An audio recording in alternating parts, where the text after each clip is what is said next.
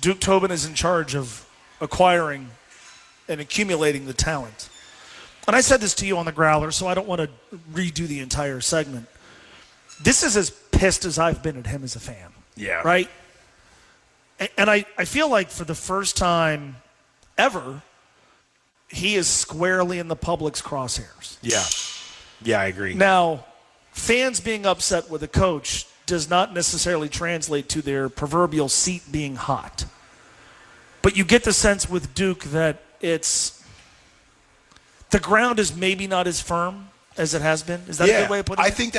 I think there's cracks in the foundation just by the nature of the accumulation of time, the Burrow window, and just how poorly the picks and the free agency acquisitions and the lack of, those has been.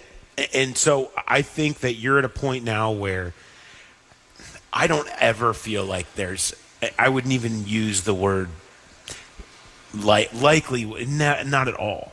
Mm-hmm. Like, it's still very unlikely. Yeah. There's just the nature of who Duke Tobin is, the family, like everything about it is so firmly entrenched. Him being taken out of this role would be one of the most stunning things that I've ever covered here, just because of who he is and where they are.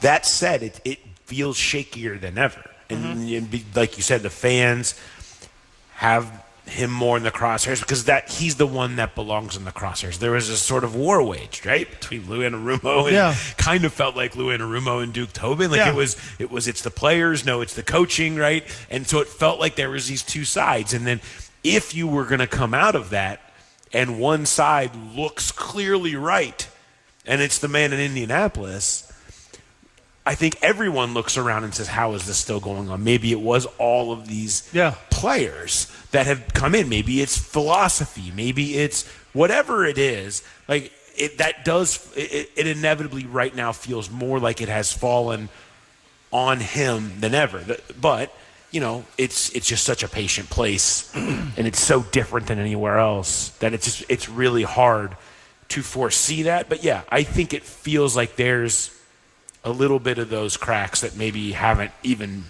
been thought of existing in recent years just because of, games like Sunday. Yeah. I mean, that stuff, it makes an impact.